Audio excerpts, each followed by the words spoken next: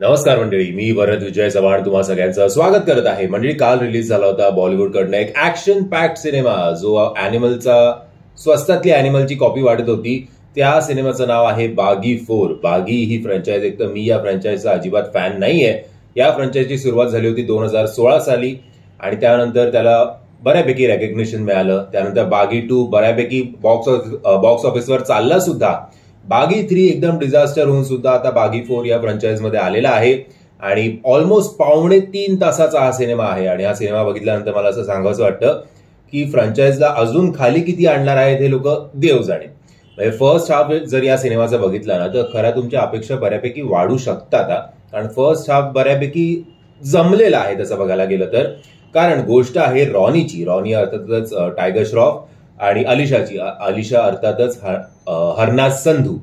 आता रॉनी जो आहे तो कोमातनं बाहेर आलेला आहे आणि तो स्वतःचा भूतकाळ सगळे ते एक एक पीसेस जे आहेत जे त्याला थोडे थोडे आठवत आहेत ते पझल सॉल्व्ह करण्याचा प्रयत्न करतोय.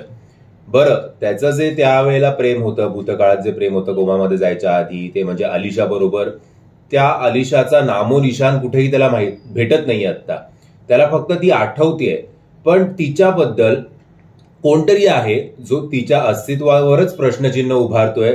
तू हॅल्युसिनेट करतोय असं त्याला सांगतोय. म्हणजे त्याचा स्वतःचा भाऊ श्रेयस तळपदे जी सुद्धा त्याला काही खरं सांगत नाहीये. आता इथपासून या गोष्टीची सुरुवात होते आणि मग डेस्परेट होऊन, व्हायलेंट होऊन अलिशाला शोधण्यासाठी कशा प्रकारे रॉनी स्वतःची जर्नी स्टार्ट करतो आणि कशा प्रकारे त्याला ती फायनली अलिशा सापडणार का, भेटणार का, याच्यावर आधारित हा संपूर्ण सिनेमा आहे. फर्स्ट हाफ मी म्हटल्याप्रमाणे की बऱ्यापैकी जमलेला आहे आणि टायगर श्रॉफनी खूप काळानंतर बऱ्यापैकी तो इंट्रोड्यूस कॅरेक्टर वाटतोय. डायलॉग डिलिव्हरी सुद्धा त्याची चांगली वाटते, एक्सप्रेशन सुद्धा त्याचे वर्क करतायत. बट सेकंड हाफ मध्ये एवढे ट्विस्ट अँड टर्न्स, एवढं व्हायलन्स दाखवण्याच्या नादात सगळा सिरियसनेस निघून गेला. ते ट्विस्ट अँड टर्न्स तर खूपच फेकलेत तुमच्या तोंडावर आणि तुम्हाला काय काय डॉज करण्याशिवाय दुसरा इलाज राहत नाही तुमच्यावर, कारण काय काय ट्विस्ट जे आहेत ते खूप हास्यास्पद वाटतात. बरं, संजय दत्त यांचं कॅरेक्टर येतं सिनेमाच्या सेकंड हाफ मध्ये. ते पण उगाच कार्टूनिश सगळं ठँग ठँग ठँग ठँग सगळी मारामारी चाललेली आहे. ती मारामारी बघून, एवढा रक्तपात बघून, म्हणजे यावेळेला दोन सिनेमे आलेले आहेत बॉलिवूडकडनं. एक म्हणजे बंगाल फाईल्स, ज्याचा सुद्धा आपण रिव्ह्यू केलेला आहे. तो जर तुम्ही बघितला नसेल तर लिंक तुम्हाला डिस्क्रिप्शन बॉक्समध्ये मिळेल. आणि दुसरा म्हणजे हा कुंग फ्रूट निंजा. दोन्ही याच्यात व्हायलन्सवर दोन्ही सिनेमांचे मोटिव्ह वेगवेगळे होते. एकाचं होतं थोडं रिअलिस्टिक दाखवणं, त्या काळातल्या लोकांना जे जे फेस करायला लागलंय, त्याचा परिवार ज्याच्यातनं गेलाय ते तुमच्यापर्यंत खूप ब्रुटल पद्धतीने आणणं. आणि हे कमर्शियल सिनेमा करण्याच्या नादात आणि डिरेक्टर आय थिंक ॲनिमलच्या जास्तच प्रेमात पडल्यामुळे तसंच वाटतं की ॲनिमलचं सगळं ऍक्शनचा जो पार्ट आहे तो सगळा परत आपण बघतोय. अलिशा जिचं काम हरनाजने केलेलं आहे, ती काय मजा नाही आली. डायलॉग डिलिव्हरीमध्ये जामच बोंब होती. आणि संजय दत्तचं मी म्हटल्याप्रमाणे की कार्टूनिश वाटतं कॅरेक्टर. 2 मराठमोळे अभिनेते, ते म्हणजे श्रेयस तळपदे जी आणि उपेंद्र लिमये जी. उपेंद्रजी नक्कीच तुम्हाला काही काही पार्ट्समध्ये जेव्हा ते येतात तेव्हा एंटरटेन करतात, बट दोघांना वेस्ट केलंय असं माझं तरी मत होतं. तुम्हाला काय वेगळं मत असेल तर सांगा.